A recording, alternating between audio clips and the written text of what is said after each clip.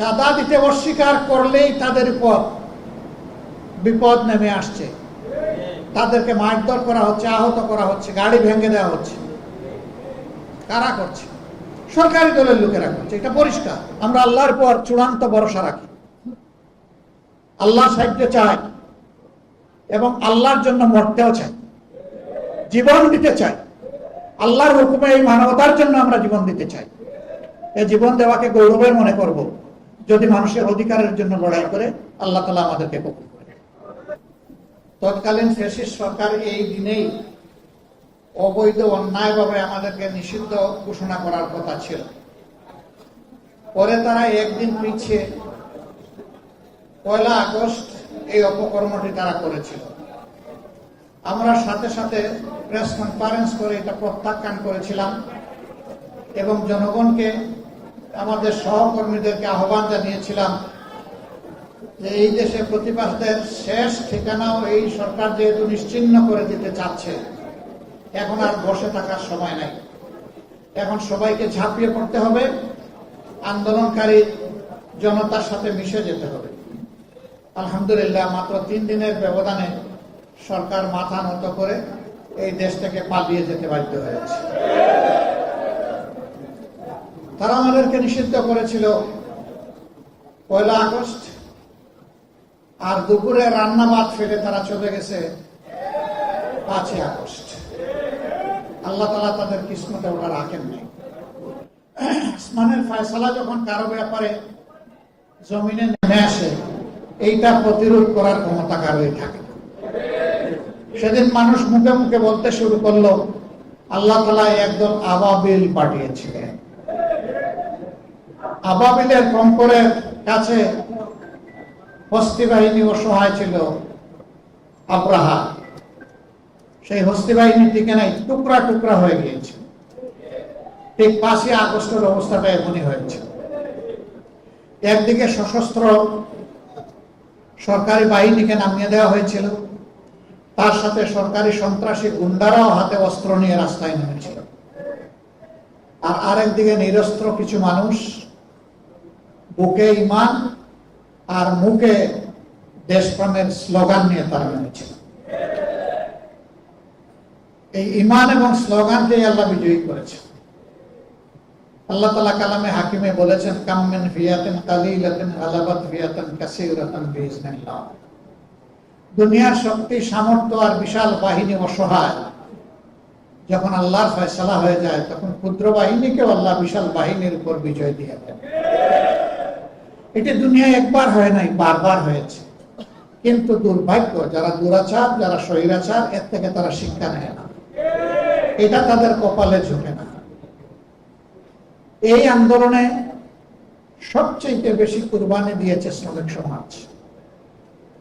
যে 1400 শহীদ হয়েছে বলে জাতিসংঘ বলেছে, তার মধ্যে যদি পেশা বিবেচনা হিসাব করা যায়, শ্রমিকদের সংখ্যা সবচেয়ে বেশি।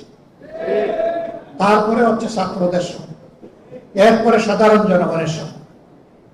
সুতরাং যুগে যুগে শ্রমিকরা অন্যায় অসত্যের বিরুদ্ধে রক্ত দিয়েছে, জীবন দিয়েছে। 24-এও তারা একই কাজ করেছে। এই শ্রমিকরা, তারা তো কোটার জন্য আন্দোলন করে না, তারা করেছিল বৈষম্যের বিরুদ্ধে আন্দোলন। তারা চেয়েছিল সম্মানজনকভাবে দুমুঠো ভাতকে সম্মানের সাথে পরিবার পরিজন নিয়ে বেঁচে থাকার গ্যারান্টি। কিন্তু এখন আমরা কি দেখছি? এই যে একটু আগে বিশেষ অতিথি বলে গেলেন, জাতীয় সংসদে বিরোধী দলীয় হুইপ জনাব রফিকুল ইসলাম খান সাহেব, যে এই বিভাগের মন্ত্রণালয়ের যিনি দায়িত্বে, তিনি গদিতে বসেই বলে দিলেন, যদি সমঝোতার ভিত্তিতে কিছু নেওয়া হয় তাইলে এটাকে ছাতা বলা যাবে। ওনার এলাকায় ছাতা বন্ধ হয়েছে। আমি জানি না একেবারে তৃণমূলের সব কিছুতে ছাতা বন্ধ হয়েছে কিনা। ছাতা বন্ধ করবে না বলে ইতিমধ্যে তারা ঘোষণা দিয়েছে। তাদেরই একজন হুইপ, তিনি বলেছেন যে কোনো দেশ থেকে যে কেউ আসলেও এই দেশে চাঁদাবাজি বন্ধ হবে না। তবে তারেক রহমানের সরকার চেষ্টা করতেছেন এটাকে কিছু নিচে নামাইয়া, মানে এইটার মাধ্যমে দ্বিতীয় দফা চাঁদাবাজিকে জাতীয় সনদ বা স্বীকৃতি দেওয়া হবে।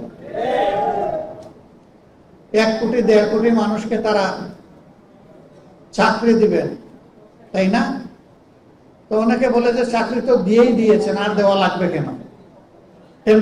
টেম্পু স্ট্যান্ডের চাকরি। কি চাকরি এটা বুঝেন তো আপনারা? চাকরি তো হয়ে গেছে। এই চাকরি তো আমাদের জনগণ চায় না।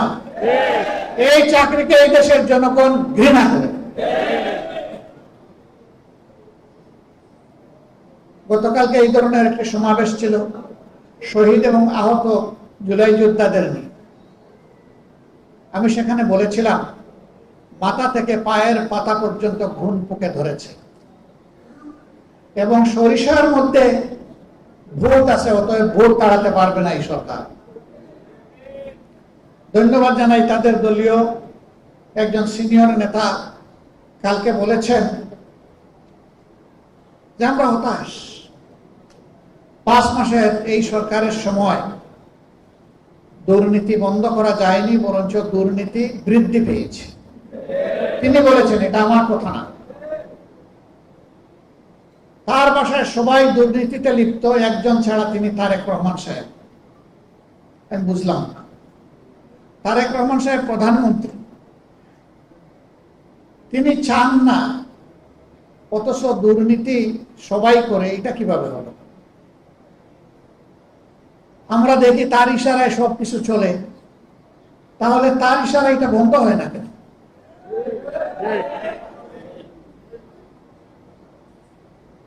আল্লাহ ভালো জানেন, মাথা থেকে পায়ের পাতা পর্যন্ত একই, সবকিছু একই কিনা আল্লাহ ভালো জানেন। আমরা দেখতে পাচ্ছি একই। ব্যর্থতার দায় যখন স্বীকার করলেন, তখন কি এই সরকারের আর ক্ষমতায় থাকার কোন নৈতিকতা থাকে? নৈতিক দিক থেকে সরকার তার অধিকার হারিয়েছে দেশকে পরিচালনা। তিনি তো প্রেসের সামনে খোলামেলা বলেছেন, তো এটা তো গোপন কোনো কথা না। এটি হচ্ছে এই সরকারের আমলের বাস্তব চিত্র। ফেডারেশনের 12 দফা দাবি আমি দেখলাম এক এক করে, এবং এইখানে তার কিছু ফেস্টুনও টানানো আছে। দাবিগুলা করতে হবে কেন? এটাই তো হওয়া উচিত সমাজে। করতে হচ্ছে এই কারণে যে সমাজে ন্যায্য অধিকারটা প্রতিষ্ঠিত হয়তো নাই, বরঞ্চ অধিকার নিয়ে কাড়াকাড়ি হচ্ছে। চাঁদাবাজদের হাতে যেখানে সেখানে পরিবহন শ্রমিকরা তারা নাজেহাল হচ্ছেন। চাঁদা দিতে অস্বীকার করলেই তাদের উপর বিপদ নেমে আসছে। তাদেরকে মারধর করা হচ্ছে, আহত করা হচ্ছে, গাড়ি ভেঙে দেওয়া হচ্ছে। কারা করছে? সরকারি দলের লোকেরা করছে, এটা পরিষ্কার। আমরা আপনাদের দাবির সাথে সম্পূর্ণ একমত, এবং আমরা পরিষ্কারভাবে বলতে চাই, এই বাংলাদেশ থেকে ইনশাআল্লাহ ভোট তাড়ানো হবে। রক্ত তো সবাই মিলেই দিয়েছি। আমরা জুলাই এই অর্জনকে নিজেদের দলীয় অর্জন হিসাবে কখনো দাবি করে নাই এবং করব না। এই অর্জন 18 কোটি মানুষের অর্জন। আমি সকলকে অনুরোধ করব, এককভাবে কেউ যেন এর কৃতিত্ব দাবি না করেন। ব্যক্তি হোক, দল হোক, গোষ্ঠী হোক, এইটা কারো একার নয়। 10 মাসের যে সন্তানকে মা কুলে নিয়ে রাস্তায় নেমে এসেছিলেন, ওই সন্তানের দাবি কি ছিল? ওই সন্তানের দাবি তার মায়ের মুখ দিয়ে বের হয়ে এসেছিল যে আমার সন্তান আগামীতে একটা বৈষম্যহীন বাংলাদেশ দেখতে চায়। অতএব এটা কোনো গোষ্ঠীর আন্দোলন ছিল না, 18 কোটি মানুষের আন্দোলন ছিল। অনেকে বলেছেন আমাদের দলের এতজন শহীদ হয়েছে। আমরা বলি যে শহীদরা কোনো দলীয় সম্পত্তি নয়, শহীদরা জাতির সম্পদ। একবারের জন্য জামাত ইসলামী বলে নাই যে আমাদের এতজন শহীদ হয়েছে। আমরা প্রতিজন শহীদকে সম্মান করি এবং জাতির সম্পদ হিসাবে তারা সবাই আমাদেরও সম্পদ। আহত পঙ্গু যারা হয়েছেন তারা এখনো কষ্টে কাতরাচ্ছেন। বুলেট পিলেট শরীরে নিয়ে তারা রাতে ঘুমাতে পারে না, কাজকর্ম করতে পারে না, অকেজো হয়ে পড়েছে। তাদেরকে যেভাবে স্বীকৃতি এবং সম্মান দেখানো উচিত সেটা দেখানো হচ্ছে না। আমরা পরিষ্কারভাবে দাবি জানাই, অবশ্যই জুলাই শহীদ এবং জুলাই যোদ্ধাদেরকে তাদের প্রাপ্য সম্মান দিতে হবে। যদি তাদেরকে তাদের প্রাপ্য সম্মান দেওয়া হয়, তাহলে মায়েদের গর্ভে আরো বেশি বেশি করে বীর জন্ম নেবে ইনশাআল্লাহ।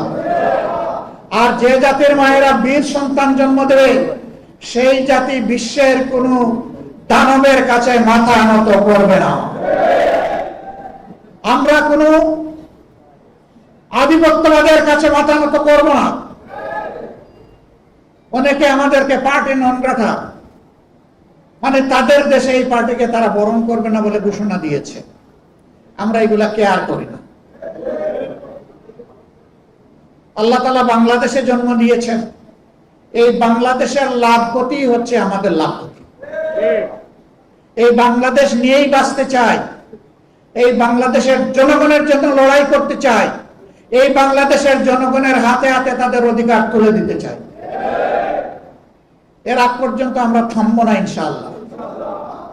সম্মানিত ভাইয়েরা, আপনারা সব জায়গায় রুখে দাঁড়ান। আপনি রুখে দাঁড়ালেই আপনি বাংলাদেশ, আপনি মাথা নত করলেই একদম সর্বনাশ। এই হারা যাবে না, জিততে হবে ইনশাআল্লাহ। অশুভ শক্তির বিরুদ্ধে বুক টান করে লড়েই জিতবো ইনশাআল্লাহ। এবং এদেশের মানুষের অধিকার আমরা ছিনিয়ে আনবো। ধানাই পানাই করা হচ্ছে গণভোটের রায় নিয়ে, আমাদের স্পষ্ট কথা, এই রায় মানতে হবে। 70% জনগণ রায় দিয়েছে। যদি গণতন্ত্রে বিশ্বাস করেন এবং নিজেদেরকে গণতন্ত্রের দল এবং সরকার মনে করেন, তাহলে 70% মানুষের রায় অবশ্যই মানতে হবে। এই রায় অস্বীকার করার মানে হচ্ছে জনগণকে অপমান করা। জনগণের অপমান আমরা বরদাস্ত করব। আমরা কথা দিয়েছি লড়ে যাব ইনশাআল্লাহ। আমরা কথা দিয়েছি বিজয়ী হব আল্লাহর সাহায্যে বিইজনিল্লাহ। আল্লাহ সবসময় ন্যায় এবং হকের পক্ষে থাকেন, মজলুমের পক্ষে থাকেন। আমরা আগেও মজলুম ছিলাম, এখনো মজলুম। আপনারা বুঝতে পারছেন, আমাদের বিরুদ্ধে হাজার ষড়যন্ত্র হচ্ছে। মহান আল্লাহ আমাদের জন্য যথেষ্ট। হাসবুনাল্লাহু নি'মাল ওয়াকিল, নি'মাল মাওলা ওয়া নি'মান নাসির। আমরা আল্লাহর পর চূড়ান্ত ভরসা রাখি, আল্লাহর সাহায্য চাই এবং আল্লাহর জন্য মরতেও চাই, জীবন দিতে চাই। আল্লাহর হুকুমে এই মানবতার জন্য আমরা জীবন দিতে চাই। এই জীবন দেওয়াকে গৌরবের মনে করব যদি মানুষের অধিকারের জন্য লড়াই করে। আল্লাহ তাআলা আমাদেরকে কবুল